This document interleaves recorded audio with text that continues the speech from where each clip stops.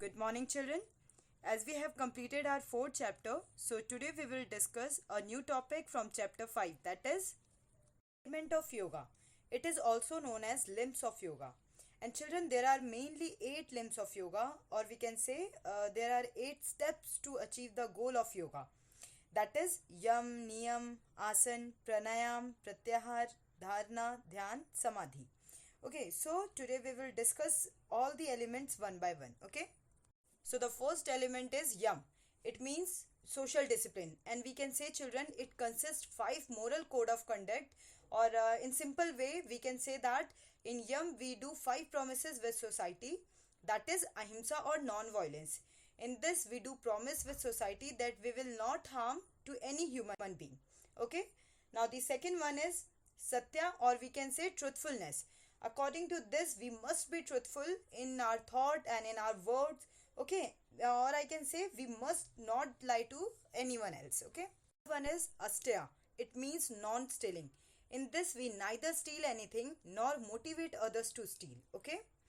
Now the next one is brahmacharya. In this we must follow the path of brahmacharya. Even we should not take a diet which stimulate our sexual desire. Okay, children.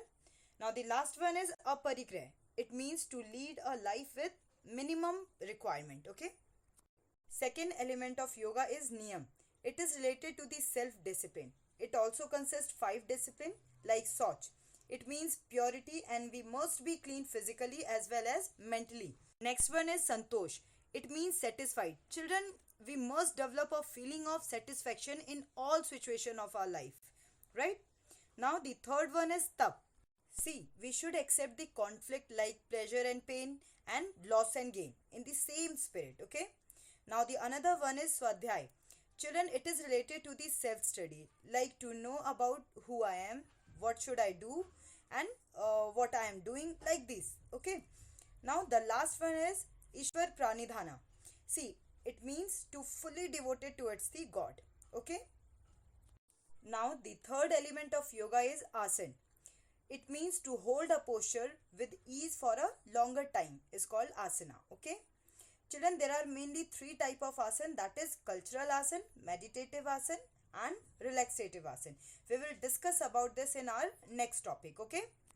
Now the another element of yoga is pranayam. It means to control the process of breathing. Okay. And children, it involves 3 procedures like purak, which means inhalation, then kumbhak, which is related to the retaining the breath, and the third one is rechak, means exhalation. Okay.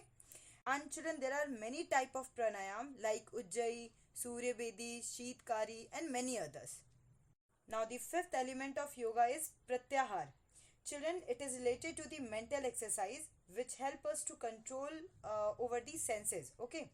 As we all know that we have mainly 5 senses. So these exercise help us to control on our senses. Now we will discuss the sixth element of yoga, that is dharna. Children, it means concentration of mind, and it is also involves some mental exercises which help to increase the concentration. Okay. Now the seventh element of yoga is dhyan. Children, it is a process of complete constancy of mind. Have you focused one thing? Whenever we perform any specific task in the family, then our family members advise to do that task with dhyan, right? Or we can say with full focus. So in yoga, to increase our dhyan, what we used to do? We used to perform some meditative asanas, right? Now the last stage is samadhi. It is related to the union of individual soul with the supreme soul.